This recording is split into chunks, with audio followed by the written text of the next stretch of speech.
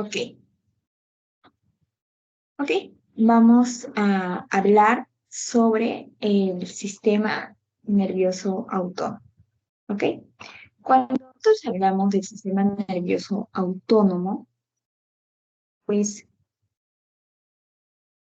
se nos viene que este está constituido por un conjunto de neuronas y vías que controlan la función de diferentes sistemas viscerales del organismo. ¿Ok? Entonces, aquí, de acá, tienen que recordar la palabra diferentes sistemas viscerales del organismo. ¿Por qué, Tatiana, tenemos que recordar el sistema visceral del organismo? ¿Ok? Cuando nosotros hablamos del sistema autónomo, pues este se va a dividir en tres, ¿ok? Se va a dividir en sistema simpático, parasimpático y entérico. ¿Ok? Entonces, cuando nosotros hablamos del control visceral, vamos a ver que en el sistema, si ustedes recuerdan, el sistema simpático y el parasimpático tienen vías, ¿ok? Entonces, de alguna manera, pues, existe una cadena de dos neuronas que se van a, por así decir, conectar. Entonces, ¿qué pasa? Va a haber, o sea, el axón, de alguna manera, pues va a hacer sinapsis con otra neurona, ¿no? La neurona postganglionar. Entonces, eso va a hacer que, de alguna manera, el soma, el cuerpo, de un ganglio autónomo, a su vez inerve todos los órganos diana que van a ver, ¿no? Entonces, aquí a la derecha, ¿ok? Vemos los órganos diana, ¿no? De alguna manera el corazón, eh, los pulmones, el cerebro, bueno, el intestino delgado y grueso, el estómago, etcétera. ¿Ok? Entonces, de esa manera, pues, vamos a ver, espera, lo voy a colocar, ¿ok? Vamos a ver, por eso decimos control visceral, ¿ok? De alguna manera, pues, va a haber como que una cadena de dos neuronas que va a inervar a los órganos diana, ¿ok? Entonces, de estos sistemas se activan a partir de centros situados en donde, en la médula espinal, en el tronco encefálico, en el hipotálamo, porciones de la corteza cerebral y reflejos viscerales. ¿Ok? Entonces, cuando nosotros estamos mm, viendo la imagen, pues vamos a ver a nuestra querida médula espinal y ahí vamos a ver que de cada uno, pues va a salir para cada uno de nuestros órganos, ¿no? Porque dice, ok, estimula la digestión y la digestión, estimula la secreción de adrenalina, noradrenalina, por ejemplo, en el riñón, etcétera. Y entonces en cada uno de los órganos, pues tiene alguna función. ¿Ok? Entonces, para hablar del sistema autónomo, pues debemos saber que posee una división simpática y una división parasimpática. ¿Ok? Esto es muy importante, primero entenderlo para diferenciar su anatomía, su función, sus transmisores químicos que están involucrados en su función, como dice ahí. ¿Ok? Entonces, aquí vemos que tienen que saber dos. La noradrenalina es el principal neurotransmisor postganglionar del sistema simpático, ¿ok? Y la acetilcolina es el principal del sistema parasimpático, ¿ok? Entonces, de alguna manera, ustedes tienen que recordar esto. Noradrenalina, simpático, y acetilcolina, el parasimpático. ¿Ok? Después vamos a ver qué es un neurotransmisor. La anterior clase también habíamos hablado un poquito de eso, pero no se olviden de esto. Noradrenalina simpático y acetilcolina parasimpático. ¿Ok? Entonces vamos a empezar, por así decir, viendo el sistema simpático. ¿Ok? ¿Por qué está constituido el sistema simpático? Está constituido por las neuronas preganglionares, los ganglios paravertebrales, los ganglios prevertebrales, las neuronas postganglionares, ¿ok?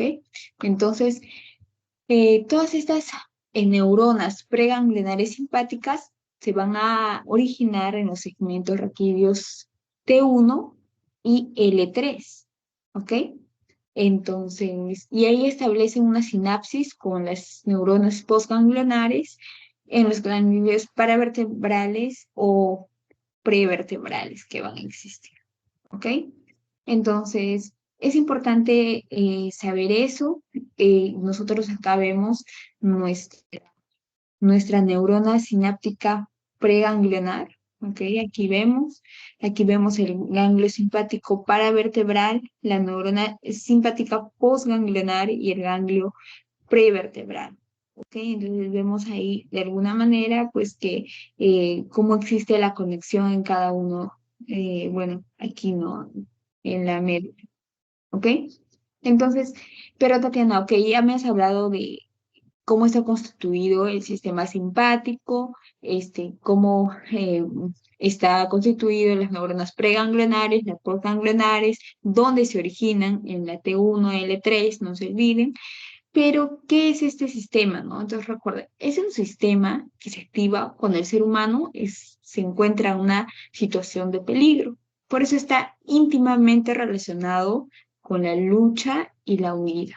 ¿Ok? Entonces, cuando nosotros estamos en una situación de peligro, lo primero que se va a activar es nuestro sistema simpático y por eso nosotros pues hacemos el reflejo de huir o luchar, o, no sé, salvar a una persona de alguna manera.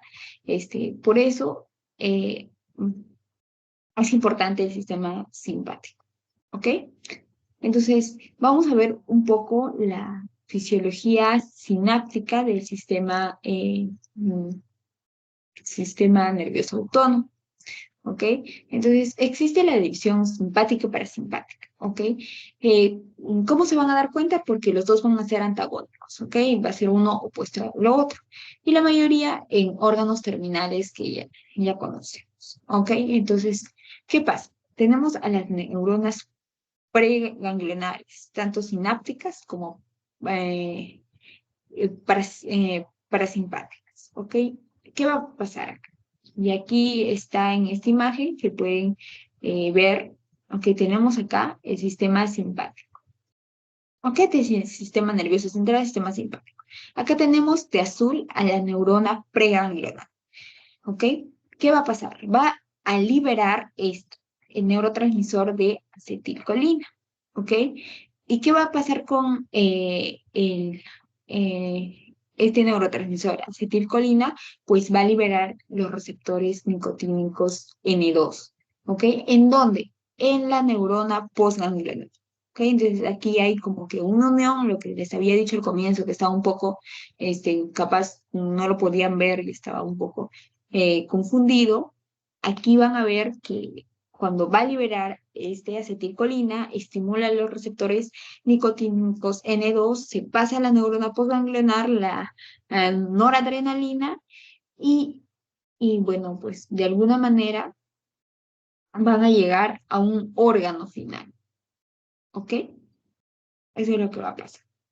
Por el otro lado, el parasimpático, también existe la neurona preganglionar, va a venir la acetilcolina, va a intervenir en la neurona postganglionar y pues liberan, ¿no? La acetilcolina y estimulan los receptores, pero aquí vienen los receptores muscarínicos y en el órgano diana pues va a ir, ¿no?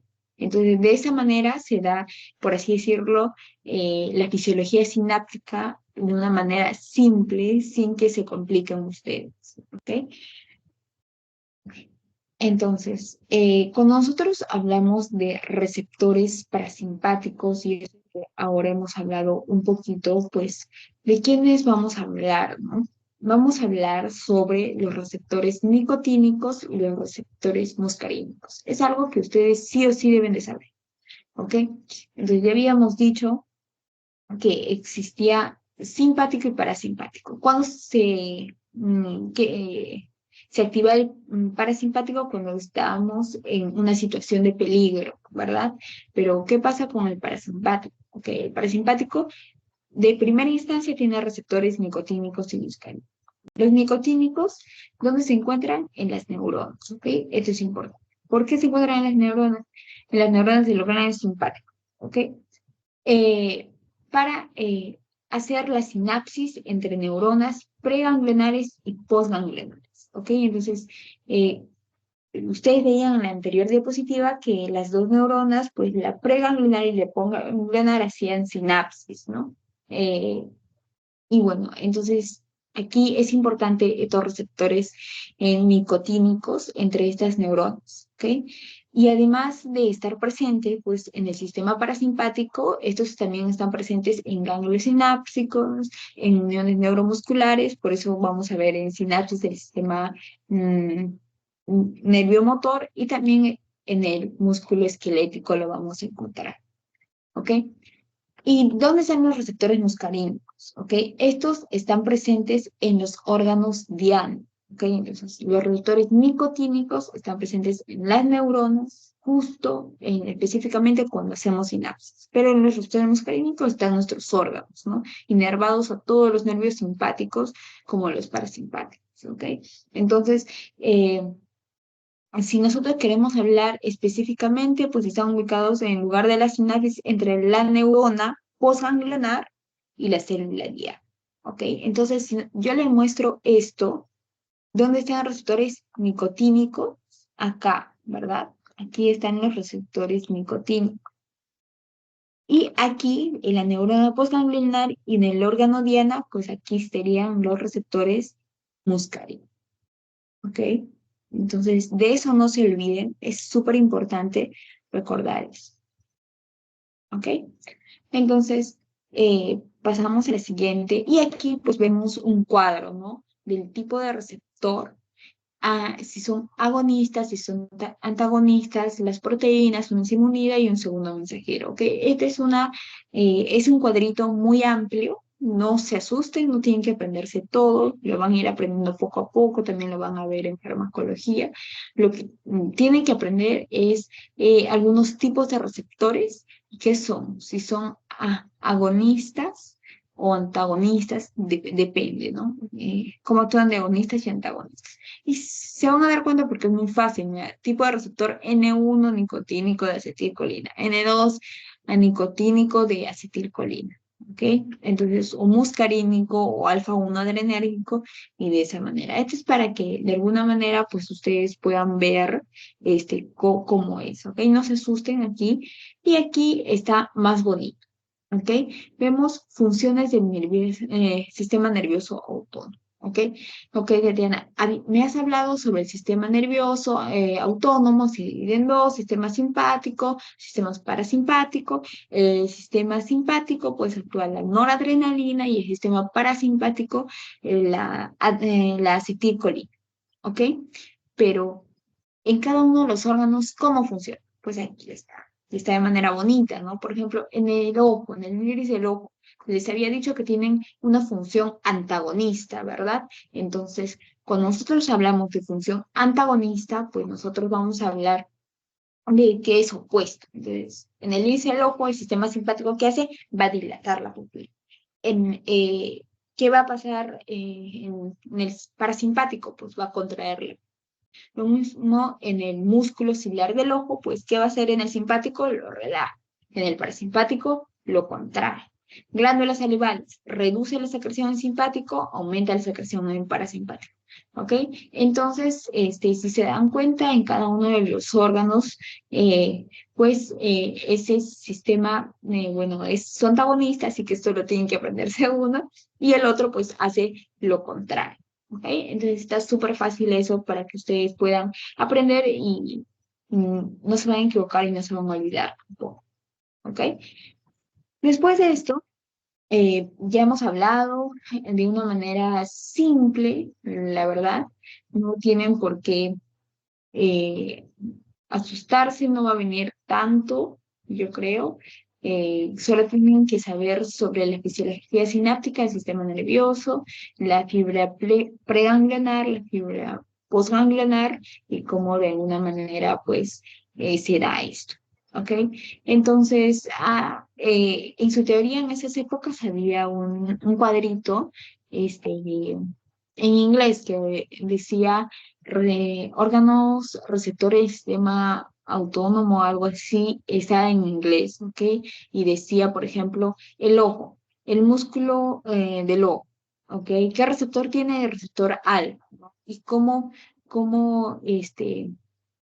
de alguna manera, pues actúa en contracción, o sea, produce midriasis, ¿ok? Entonces, ese cuadro estaba muy bonito, se lo voy a pasar, está en inglés, pero de ahí venía la mayoría de preguntas que se me olvidó colocar ahora aquí. Entonces, para que ustedes ya puedan ver, pero recuerden que siempre es lo opuesto y además que, bueno, actúan en todos los órganos ya de nuestro cuerpo, o sea, en el estómago, intestino, en el riñón, en el pulmón, en cada uno de esos, ¿ok? Entonces está bonito ese cuadro, súper grande, para que ustedes puedan ver y no se puedan olvidar, ¿ok? Después de eso, pues vamos a hablar del sistema nervioso entérico, ¿ok?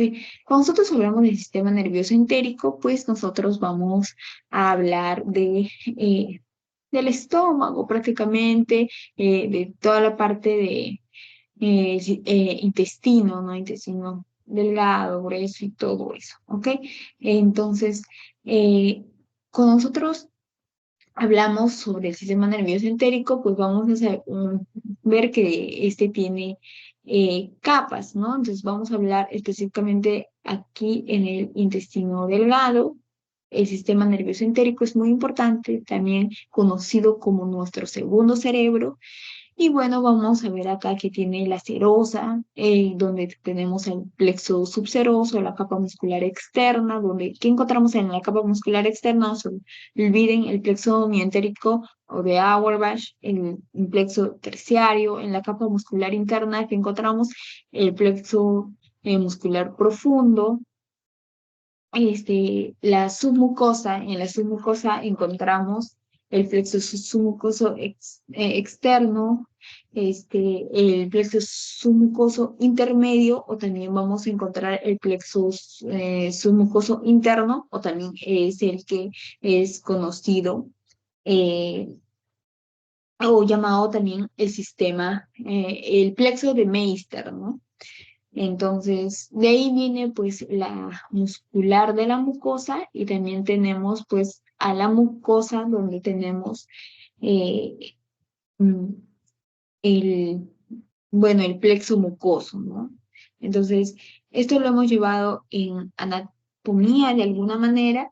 ¿Qué es importante aquí? Que siempre no se olviden, pues, sobre el plexo submucoso, o también llamado el plexo de Meissner, el plexo mientérico o de Auerbach, ¿no? Que es importante, y también cada una de las capas, ¿no? Que existe la capa longitudinal interna, la longitudinal externa, no sé si ustedes se recuerden, yo siempre me recuerdo con Cile, es capa longitudinal externa y circular interno. ¿Ok? Entonces, cuando nosotros hablamos del sistema nervioso entérico, pues este va a ser una red, ¿ok? Por así decirlo, compleja. ¿Ok? ¿Por qué? Porque aquí vamos a tener nervios que se encuentran en el tracto gastrointestinal, ¿ok? Primero vamos a empezar desde el esófago hasta llegar hasta el ano, ¿ok? Entonces vamos a hablar del sistema nervioso entérico. Cuando nosotros hablamos, ustedes ya se imaginan estófago hasta ano, ¿ok? Es conocido como nuestro segundo cerebro, también otros le dicen el cerebro del intestino. ¿Por qué? Porque puede funcionar de una forma independiente, ¿ok? Entonces, de alguna manera, pues funciona de alguna manera independiente del sistema nervioso central que nosotros tenemos, ¿ok? Aunque también está de alguna manera, pues, influenciado por este sistema nervioso central, puede funcionar de manera independiente, ¿ok? ¿Por qué es importante este tema? ¿Qué gano con este sistema nervioso entérico? Ya me has dicho que es una red compleja de nervios. Lo que ustedes van a ganar acá, o bueno, ¿qué pasa acá? Es que su función es regular las funciones intestinales, ¿ok? Entonces, ¿qué va a regular? La motilidad, la secreción de enzimas que va a haber, las hormonas, la circulación sanguínea local que va a haber. Entonces, de alguna manera, pues es muy importante para todo el proceso, ¿no? De absorción, digestión de nuestros alimentos que nosotros estamos consumiendo, ¿no? O sea, de los nutrientes que nosotros vamos a consumir, ¿ok? Entonces, aquí vemos de una manera más bonita la anatomía, en donde ustedes pueden ver, uno, la pared intestinal que está acá, la capa mucosa, la capa muscular mucosal, el plexo mucosal, la arteria mucosal, en cada una de ellas está pues señalado, ¿no? Bonito, entonces les voy a pasar este PPT, si no se recuerdan pueden guiarse aquí, un poco sobre las capas, ¿no? ¿Cuáles son las principales funciones del sistema nervioso entérico? ¿Ok? ¿Cuáles ustedes sí o sí deberían de saber? Pues acá está. Primero, determina los patrones de movimiento en el tracto intestinal. Controla la secreción, recuerden, movimiento, regula movimientos, fluidos que se cruzan en el epitelio, modifica el flujo sanguíneo a nivel local, modifica y regula la absorción de nutrientes, interactúa con el sistema endocrino intestinal y también con el sistema inmunitario, así que es súper importante. También mantiene la integridad de la barrera epitelial y se divide en las células, que se dividen las células en el intestino. ¿Ok? Entonces, estas son sus funciones importantes. Ya poco a poco lo van a ir aprendiendo. ¿Ok? Acá está. ¿Qué tipos de neuronas conforman este sistema nervioso entérico? ¿Ok? Entonces, es importante hablar de eso. Cuando nosotros hablamos de los tipos de neuronas, tenemos cuatro. Neuronas eferentes intrínsecas primarias, ¿ok? Las neuronas motoras, las interneuronas y las neuronas intestinofugas, ¿ok? Intestinofugas, ¿ok? Eso es importante saber porque de alguna manera, pues, estas neuronas van a actuar en el sistema nervioso entérico, tanto en el plexo mientérico como en el plexo submucosal. ¿Ok? Entonces, por ejemplo, de alguna manera nosotros vemos acá un esquema, ¿no? Vemos las capas longitudinales y circulares y la muscularis en el músculo liso, vemos el epitelio de la mucosa, ¿ok? Entonces, vamos a ver aquí en una neurona no sensorial que viene del epitelio de la mucosa, también se va al plexo submucosal y vemos también de alguna manera como en el plexo mientérico pues también se va al plexo mucosal, a las neuronas, ¿no? Y cómo se unen en una neurona motora a las capas longitudinales circulares de las capas musculares, ¿no? Del músculo liso que se van a encontrar. ¿Ok? Entonces, es muy importante cada una de estas neuronas. Por ejemplo, aquí la neurona motora va a conectar, ¿no? De alguna manera los plexos, al epitelio, al músculo. Y pues la interneurona, pues de plexo a plexo, ¿no? La neurona sensorial, pues también va a ir de alguna manera a conectar al plexo, cada uno de los plexos, al epitelio, a las neuronas del sistema nervioso autónomo y el sistema nervioso central, ¿no? Entonces, por eso es importante cómo lo conforman, cada una de las neuronas pues, van a tener su función, ¿ok? Entonces, eh, vamos a ver ahora, ok, eso es lo más importante, ok. ¿Qué más podemos saber? Yo lo he resumido para que no sea un poco grande. ¿Qué pueden decir del sistema nervioso? Bueno, el control de vísceras, ¿no? Las neuronas simpáticas, de alguna manera, pues participan mucho en los reflejos involuntarios que nosotros vamos a tener, ¿no? En nuestro cuerpo. Entonces, Eso es importante del sistema nervioso entérico, no más, no tienen que matarse viendo el sistema entérico.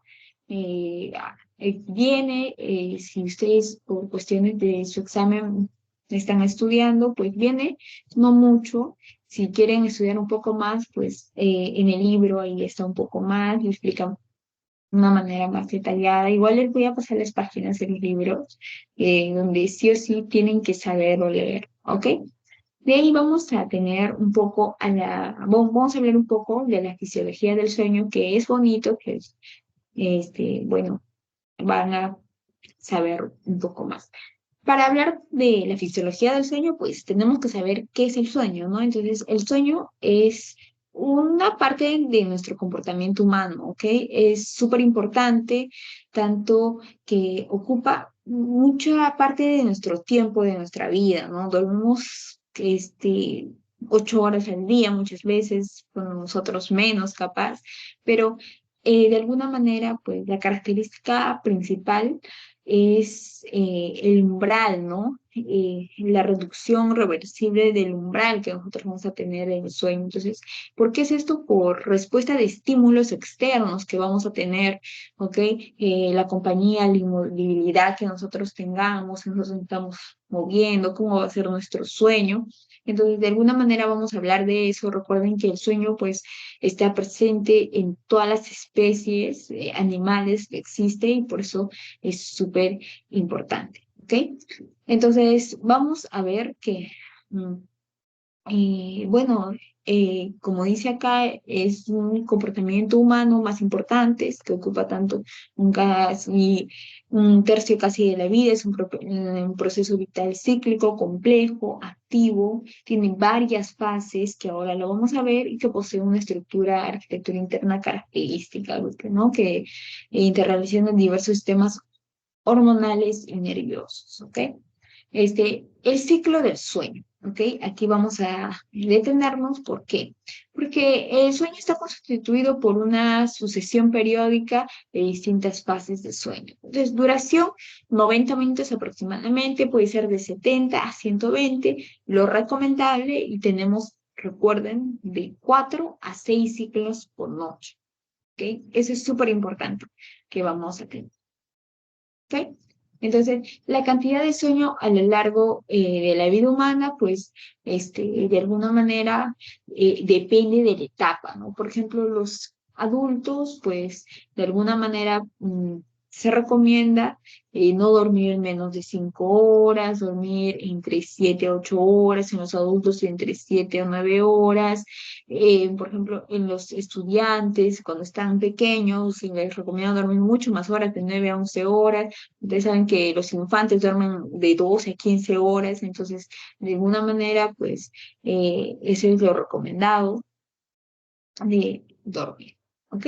Entonces, les había hablado que está constituido por una sucesión distinta de fases y hay ciclos en la noche, ¿no? Entonces, vamos a tener primero a la vigilia. ¿Ok? ¿Qué es la vigilia? Es cuando nosotros estamos despiertos, ¿ok? Entonces, aquí no se asusten con la palabra estamos despiertos o tenemos los ojos abiertos. ¿Qué pasa? Existen las ondas beta, ¿ok? Rápidas, de bajo voltaje, cuando la persona está activa o con los ojos abiertos y está ahí alerta, ¿no? El ritmo cuando la persona está con los ojos cerrados o, o relajados, de alguna manera, tenemos la actividad alfa. ¿Ok? Entonces acá en la imagen vemos los ojos abiertos, actividad beta, de alguna manera alta frecuencia y bajo voltaje está en activación. ¿Ok? Sin embargo, cuando nosotros estamos con los ojos cerrados, no dormidos, tenemos la actividad alfa, baja frecuencia, alto voltaje, pues estamos en un proceso de reposo de alguna manera. ¿Ok? Entonces, tenemos acá etapas del sueño. Vamos a tener el sueño no more y el sueño more. ¿Ok? Entonces, el sueño no more es el sueño superficial. ¿Ok? Existe la etapa 1 y 2. Y el sueño profundo existe la etapa 3 y 4. ¿Ok? Y el sueño humor vamos a tener el sueño paradójico, ¿ok? Que vamos a tener. Entonces, de esa manera, pues, eh, vamos a dividir, ¿ok? Entonces, vamos a ver por los estadios. Habíamos dicho que se encuentran 4 estadios y vamos a ver aquí el primer estadio. Estadio 1, ¿ok? Este es un estadio de transición entre el estar despiertos y el sueño, ¿ok? Aquí está la actividad alfa desaparece y son reemplazadas con ondas de bajo voltaje, ¿ok? De bajo voltaje y de frecuencia mixta de algún modo, ¿ok?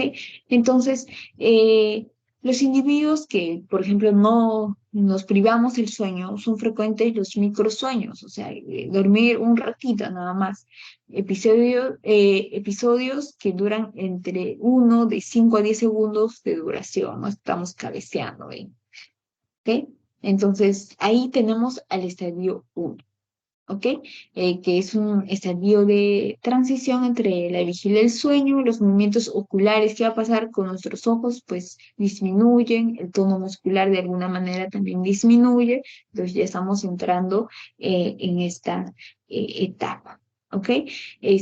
Muchas veces en esta etapa, por ejemplo, no sé si ustedes han visto cuando ustedes están durmiendo, están descansando, y de alguna manera su brazo se mueve o su pierna se mueve, ¿ok? Esa sensación se llama sacudidas hípnicas, ¿ok? No sé si lo puse acá, no. Sacudidas hípnicas, ¿ok? Entonces, con nosotros acá vamos a tener, también vamos a tener las sacudidas hípnicas. No sé si hay escrituras, ¿sí? ¿No? Ya. Vamos a tener las sacudidas hípnicas, sacudidas sacudidas hípnicas, ¿ok? Que es el movimiento muscular repentino, ¿no? Que vamos a tener, ¿ok? Y bueno, cuando hay un estímulo sensorial, pues va a estar disminuido nuestro estímulo sensorial, ¿ok?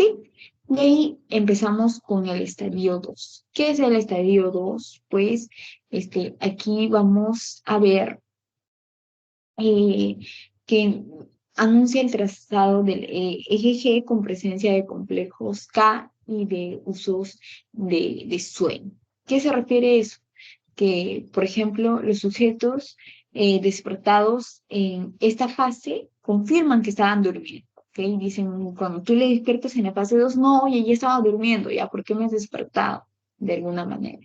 Incluso estando solo en el estadio 2, ¿ok? ¿Qué pasa en esta parte del sueño? Los movimientos oculares también están disminuidos, ya el tono muscular eh, también ya está mucho más reducido. Los sujetos, de alguna manera, pues, eh, dicen, ok, ya estoy durmiendo. Entonces, cuando nosotros hacemos, y aquí en la parte de abajo lo vemos, el trazado, ¿no? Del electroencefalograma, así se llama, es cuando se coloca, si una persona está durmiendo, se coloca chuponcitos alrededor y vemos su actividad, ¿no? De cómo está durmiendo, de alguna manera, pues vamos a ver acá su actividad del electroencefalograma, vamos a ver la presencia de complejos K. ¿Ok? Entonces, en el estadio 2 vamos a ver complejo K. No se olvide, acá está, de alguna manera. Y usos de sueño. ¿Ok? Entonces, para su examen, esos dos. Complejo K, usos de sueño. Ok, también. Pero, ¿qué significa el complejo K? El complejo K es una onda aguda negativa, como pueden ver en la imagen, de gran amplitud, ¿no? Mira, ven la amplitud que posee y seguida de una onda lenta positiva que van a tener. ¿Y los usos de sueño qué son? Los usos de sueño son oscilaciones de amplitud creciente o decreciente, con una frecuencia de 12 a 14 ciclos por segundo. ¿Ven? Está como que así, muy cerquita, ¿no? Una frecuencia muy pequeña. Esos son los usos de sueño. ¿ok? Entonces tenemos al estadio 2, que tenemos al complejo K y a los usos de sueño, ¿ok? Ahora tenemos al estadio 3 y 4, ¿ok?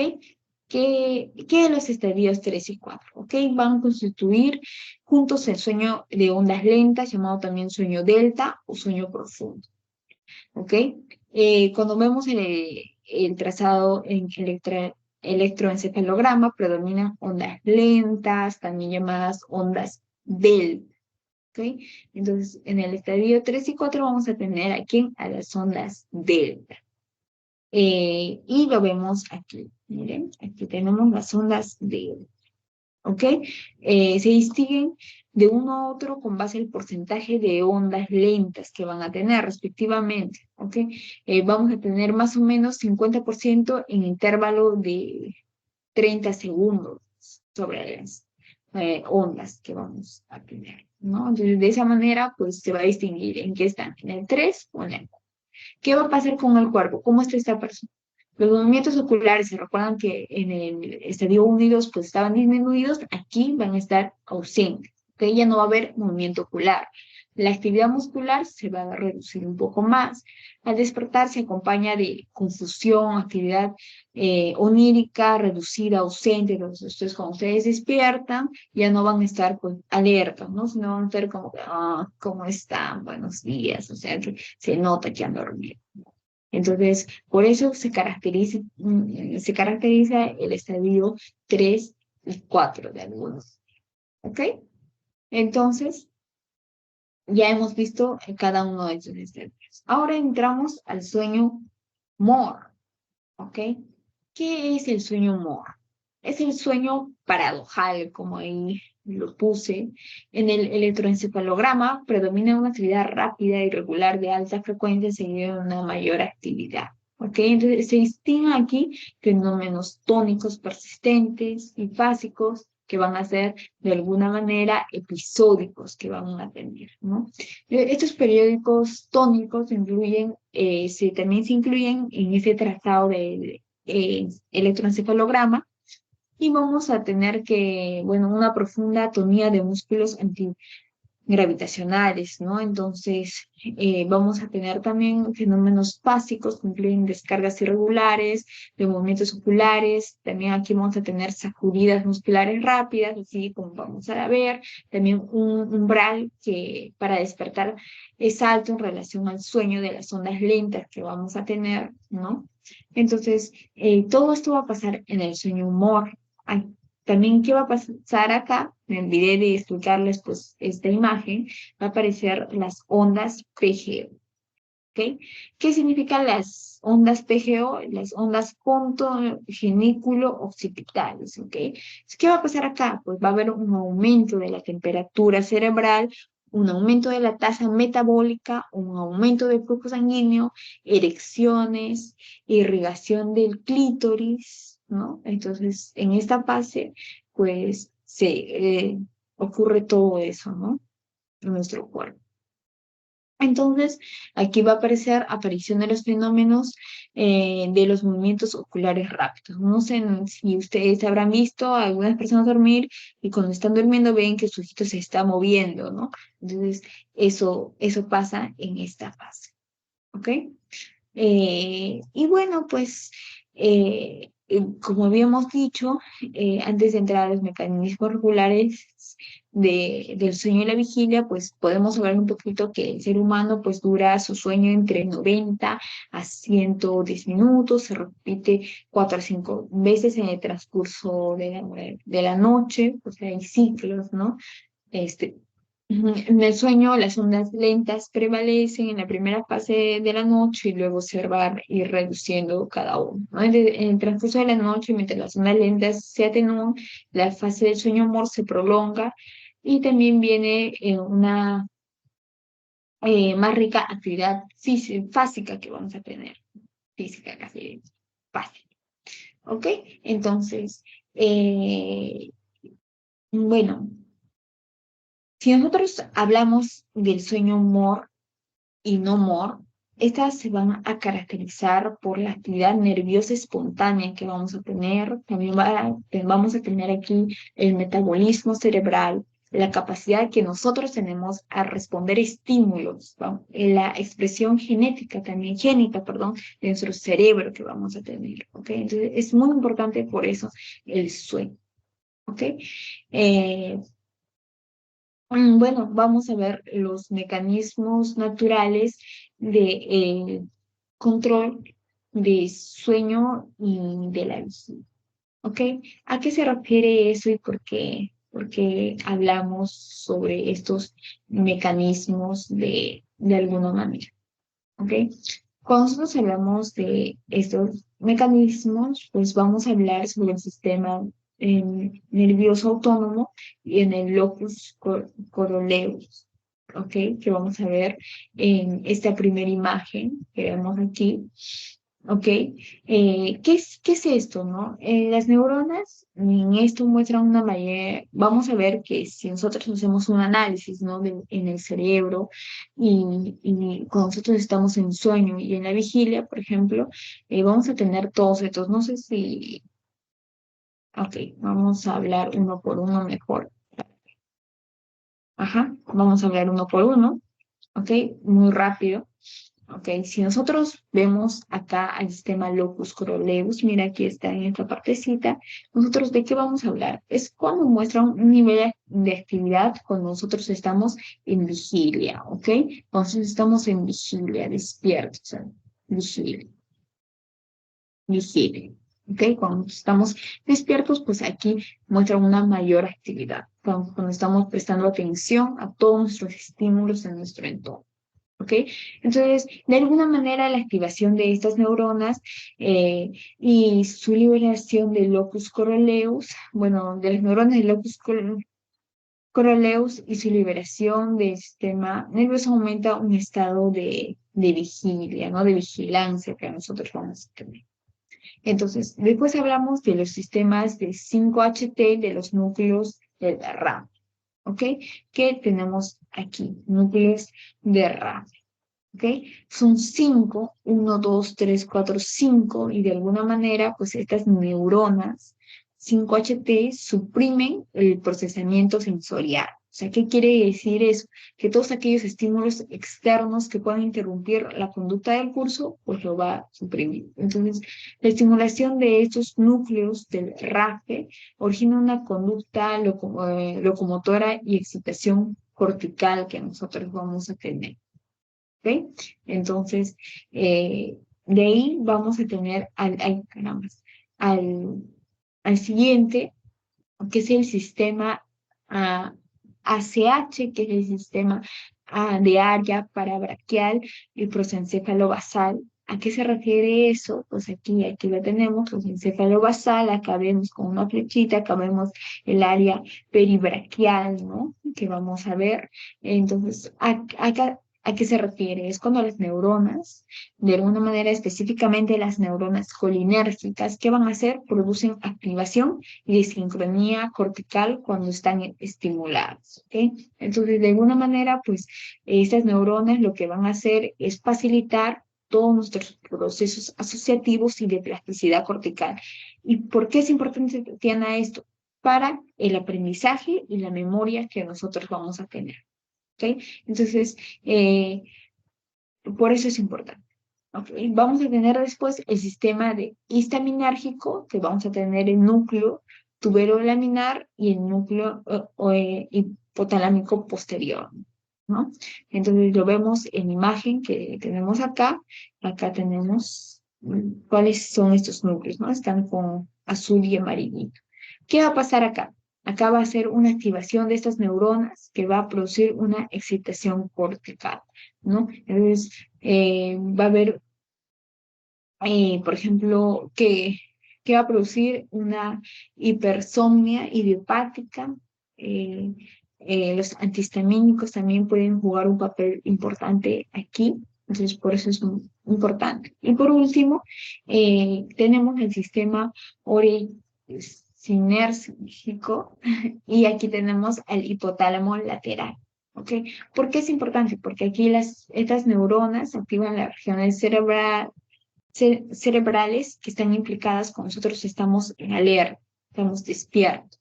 Y también los núcleos de arrastre, de alguna manera, permiten el mantenimiento, que nosotros estemos siempre despiertos, en vigilia, alertas, y estas están activas, ¿no? Durante la vigilia, estas neuronas oxinérgicas están activas en la vigilia, y cuando nosotros estamos durmiendo, pues se inactivan, ¿no? De alguna manera están inhibidas durante el sueño. ¿Ok? Entonces, de alguna manera, estos son los mecanismos neuronales de control del sueño y de la vigilia.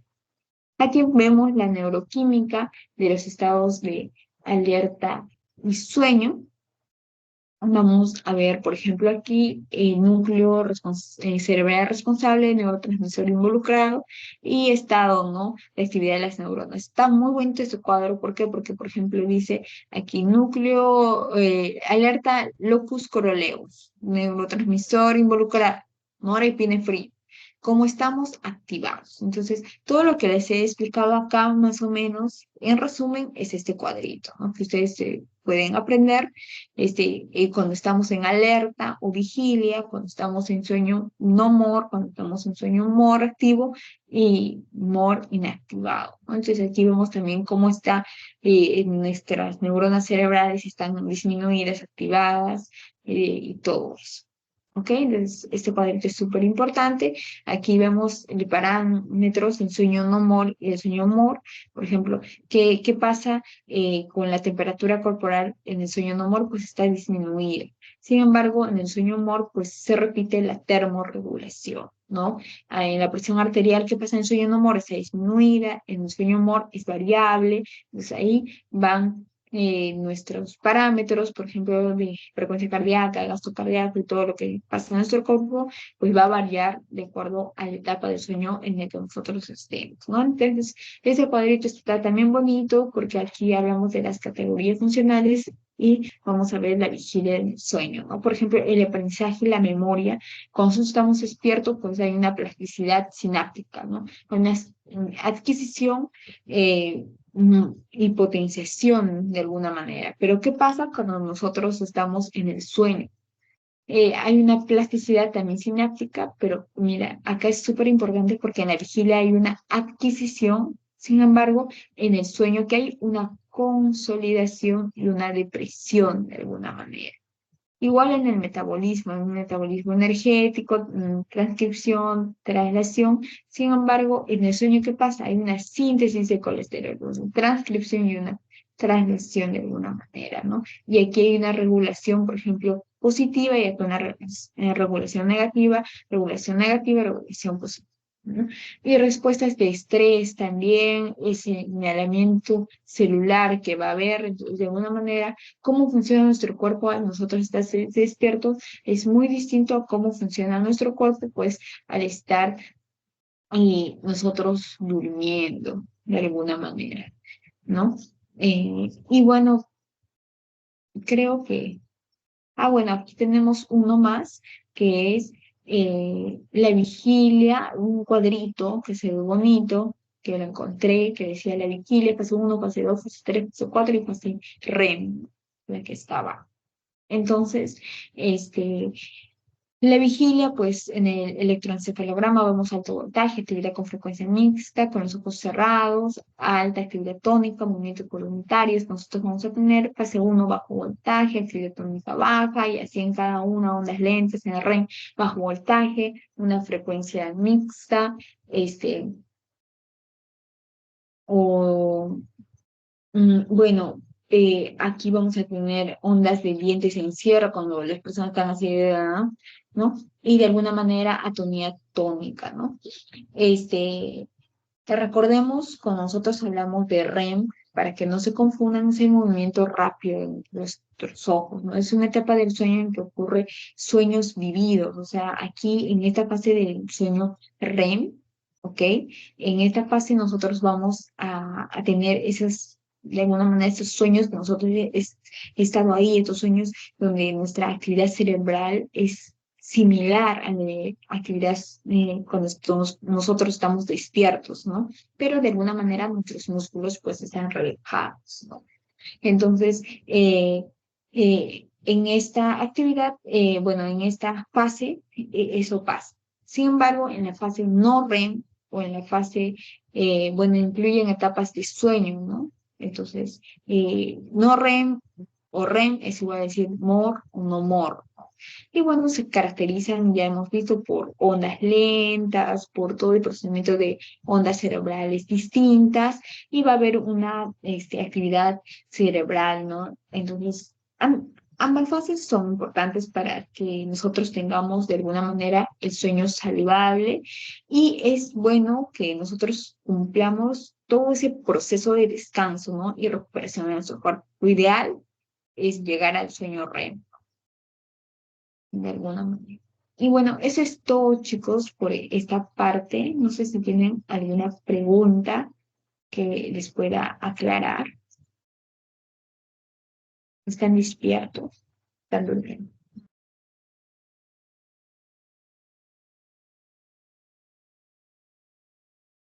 Todo claro.